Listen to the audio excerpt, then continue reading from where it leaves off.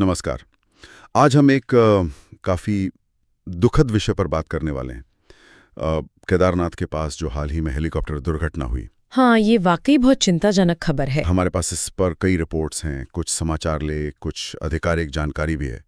और आज हम कोशिश करेंगे कि इस घटना को समझें, इसके जो फौरी नतीजे हुए हैं और सबसे ज़रूरी सुरक्षा से जुड़े सवाल जो उठ रहे हैं उन पर बात करें। बिल्कुल, गहराई से देखना जरूरी है इसे। तो शुरुआत करते हैं कि असल में हुआ क्या था।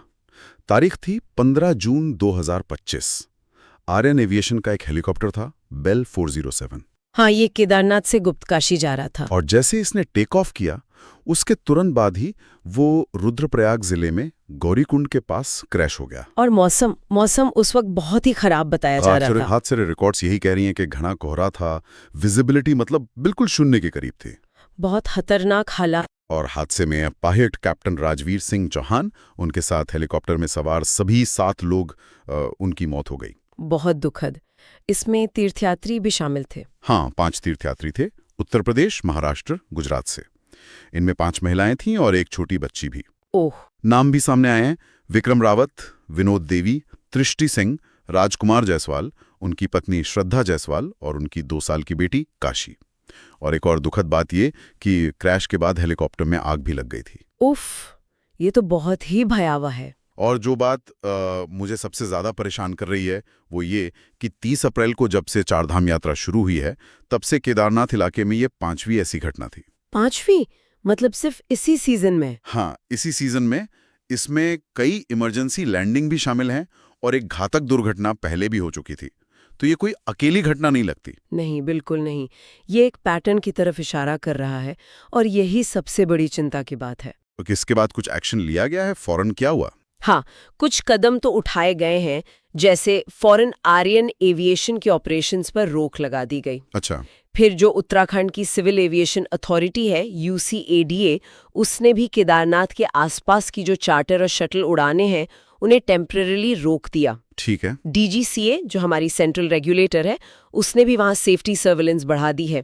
और उत्तराखंड के मुख्यमंत्री ने भी एक औपचारिक जांच और जो स्टैंडर्ड ऑपरेटिंग प्रोसीजर्स यानी SOPs हैं, उनकी समीक्षा के आदेश दिए हैं। जांच और समीक्षा तो ठीक है, लेकिन ये घटना किन बड़े मुद्दों की तरफ ध्यान खींच रही है? देखिए, इसमें कई बुनियादी बातें हैं जो फिर से सामने आ गई हैं। पहली तो ये कि ये इलाका ही अपने आप में मुश्किल है। पहाड़ी इलाका, मौसम का कोई भरोसा नहीं, कभी भी बदल जाता है। हाँ, ये तो है। तो यहाँ उड़ान भरना अपने आप में एक रिस्क तो है ही। दूसरी, और ये बहुत अहम बात है, वो है सिंगल इंजन हेलीकॉप्टरों का इस्तेमाल। हाँ, ये बात मैंने भी पढ़ी। सिंगल इंजन क्यों एक मुद्दा है? मतलब सोचिए, आप इतनी ऊंचाई पर हैं, मुश्किल मौसम है और आपके पास बस एक ही इंजन है। अगर वो फेल हो गया तो बचने का कोई रास्ता नहीं बचता, खासकर पहाड़ों में। बिल्कुल। इसीलिए अब आवाज उठ रही है कि ट्विन इंजन यानी 2 इंजन वाले हेलीकॉप्टरों का इस्तेमाल होना चाहिए। कम से कम एक बैकअप तो हो। और पायलटों के अनुभव पर भी सवाल उठ रहे हैं। क्या बात हो रही है? हाँ, ये भी एक बड़ा सवाल है। क्या जो पायलट इन रूट्स पर उड़ रहे हैं, उनके पास इस खास हिमालयी माहौल में उड़ान भरने का पर्याप्त अनुभव और स्पेशल ट्रेनिंग है? मतलब सिर्फ उड़ान के घंटे काफी नहीं है? शायद नहीं। यहाँ मौसम अचानक बदलता है, हवाएं तेज होती हैं, ऊंचाई बहुत ज्यादा है। ये सामान्य फ्लाइंग से बहुत अलग है। तो सवाल उठता है कि क्या ट्रेनिंग इस खास माहौल के लिए पर्याप्त है? तो इसका मतलब ये हुआ कि जो चारधाम यात्रा के लिए ये हवाई टैक्सी सेवा चल रही है, उसकी पूरी सुरक्षा व्यवस्था पर ही एक तरह से सवालिया निशान लग गया है। हाँ, बिल्कुल। ऐसा लग रहा है कि तीर्थ यात्रा के लिए हवाई यात्रा की डिमांड तो बहुत बढ़ गई है, लेकिन शायद सुरक्षा के जो इंतजाम है वो उस हिसाब से नहीं बढ़े हैं।